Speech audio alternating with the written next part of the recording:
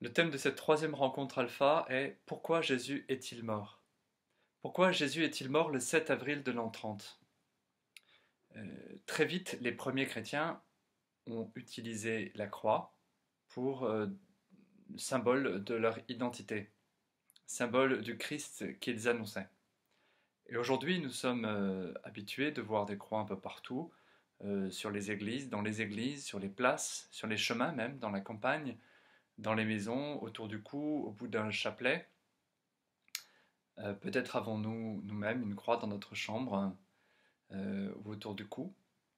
Certains, en Égypte par exemple, les chrétiens d'Égypte, les coptes se font des tatouages sur le bras, sur le poignet, en signe de leur identité et de leur attachement indéfectible au Christ. Euh, Pourtant, même si la croix est devenue quelque chose d'habituel, l'autre jour, en faisant visiter l'église, un vieux musulman, il m'a dit soudain, en voyant le crucifié, mais pourquoi faites-vous ça? Ça ne vous choque pas de représenter Jésus comme ça? Vous ne trouvez pas ça choquant? Alors j'ai trouvé en fait la réflexion extrêmement intéressante, parce qu'il a complètement raison. Il y a quelque chose de très choquant à représenter la croix. D'ailleurs, lorsque Jésus a annoncé qu'il allait mourir, lorsqu'il l'a annoncé à ses disciples, lorsqu'il a annoncé qu'il allait être crucifié, eh bien, soit ils ne l'ont pas compris, soit ils ne l'ont pas cru, soit ils l'ont carrément empêché ou dissuadé d'aller à Jérusalem. Cette répugnance à penser que le Christ allait mourir ou devait mourir, en particulier sur une croix, qui est le moyen de mise à mort le plus horrible à l'époque du Christ, hein. On mourait sur une croix nue, devant tout le monde, complètement délaissé, et on mourait par asphyxie, hein, par étouffement. Eh bien, cette répugnance se retrouve par exemple dans le Coran, qui affirme que Jésus n'est pas mort sur une croix, mais qu'il a été remplacé par un sosie. Hein, pour le Coran et pour les musulmans, Jésus est monté directement au ciel sans passer par la mort de la croix. Pour les premiers chrétiens, ça a d'ailleurs été très compliqué au début d'annoncer un Messie crucifié. Saint Paul écrit dans la première lettre aux Corinthiens, au chapitre 1, verset 23, que cette annonce du Messie crucifié était un scandale pour les Juifs et une folie pour les païens. Disons que le message du Christ crucifié n'était pas très marketing, pas très vendeur. On a annoncé un prophète qui avait apparemment totalement échoué sur une croix. Moi-même, lorsque j'étais séminariste, dans les dernières années, je me suis longuement posé la question de cette mort de Jésus sur la croix, de cette souffrance de Jésus sur la croix, en méditant spécialement sur ce que Jésus avait dit aux disciples d'Emmaüs au chapitre 24, lorsqu'il ressuscite et qu'il marche avec eux, ils ne le reconnaissent pas, et il leur dit, il fallait que le Christ souffrit pour entrer dans sa gloire. Et moi je me suis posé comme question, comme séminariste, mais pourquoi fallait-il que le Christ souffrit pour entrer dans sa gloire? Pourquoi le Christ est-il mort? Alors pour comprendre cela, j'ai pensé utiliser tout simplement les 7 paroles que Jésus dit lorsqu'il est sur la croix. Dans les évangiles de Matthieu, Marc, Luc et Jean, les 4 évangiles, Jésus prend la parole 7 fois. Les 7 paroles du Christ en croix. La première parole, on la trouve dans l'évangile de Matthieu et de Marc. C'est d'ailleurs la seule parole que Jésus dit dans l'évangile de Matthieu et de Marc sur la croix. Il dit « Mon Dieu, pourquoi m'as-tu abandonné ?» Marc 15, 34, Matthieu 26, 46. Cette parole nous montre combien Jésus est allé loin dans la souffrance. Il n'a pas seulement souffert physiquement, il n'est pas seulement mort sur la croix, mais il a voulu expérimenter et partager notre souffrance psychique et spirituelle.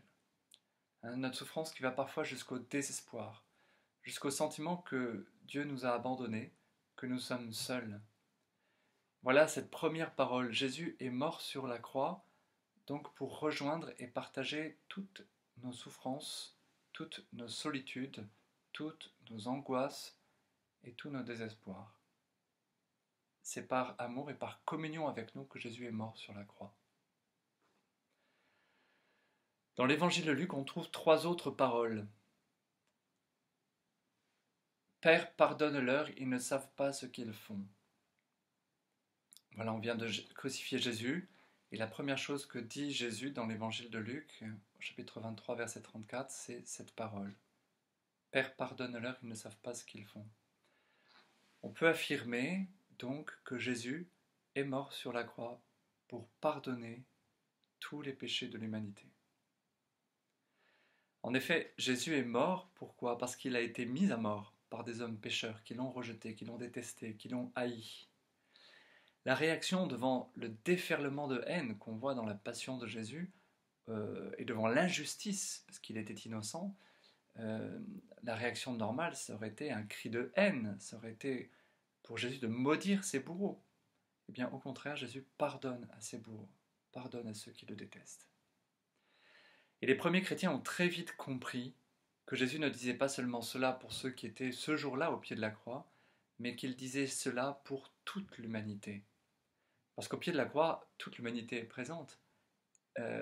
Les chrétiens ont abandonné leur Seigneur, les Juifs ont livré Jésus, les Romains l'ont exécuté. Tout le monde est là au pied de la croix.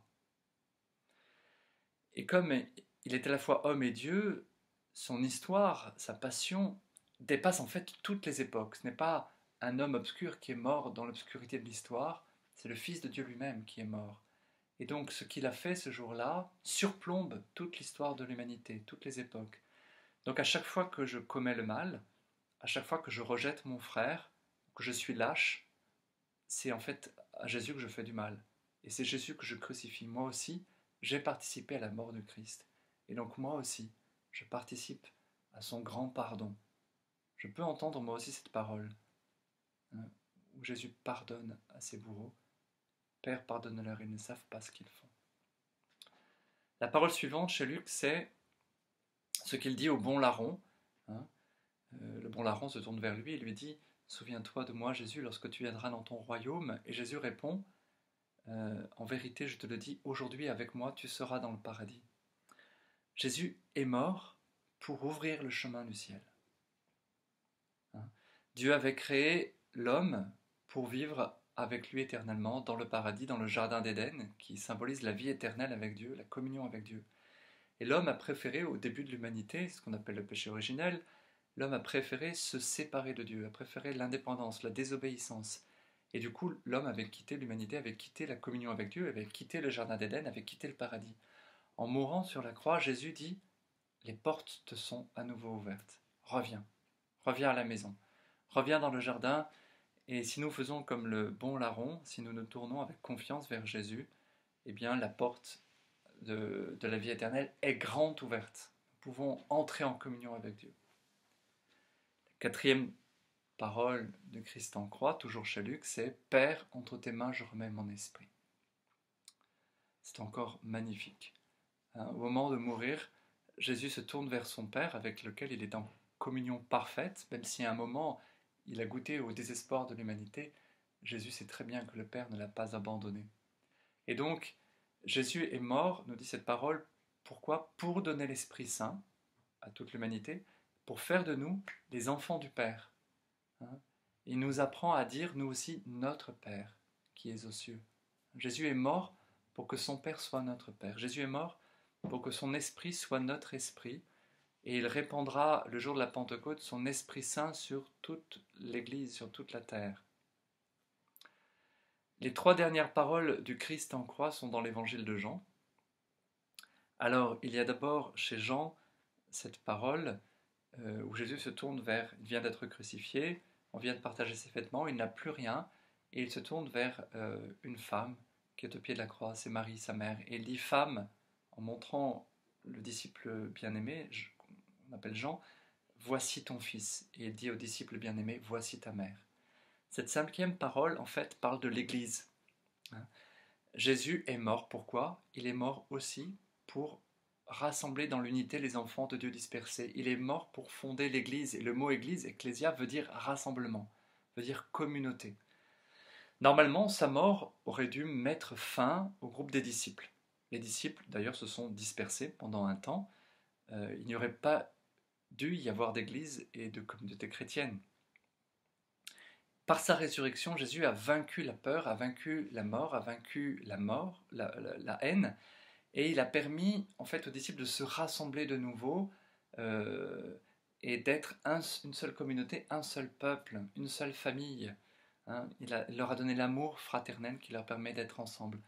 Et donc nous devons entendre cette parole, bien sûr, pour prendre Marie comme mère, mais aussi pour nous prendre les uns les autres comme frères et sœurs.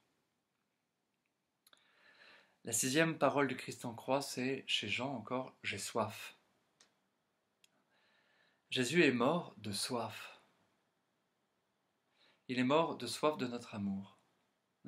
Et donc, il est mort pour nous appeler, pour nous lancer un cri d'alarme, pour lancer un cri d'alarme à l'humanité.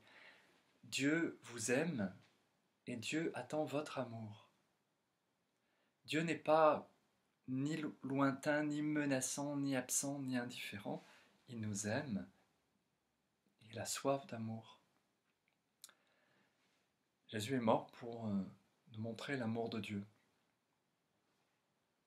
La 7e parole du Christ en croix, c'est « Tout est accompli ». C'est la dernière parole, avant de remettre l'esprit. Et en fait, la mort de Jésus sur la croix a été un acte parfait et unique. Et c'est la 7e raison.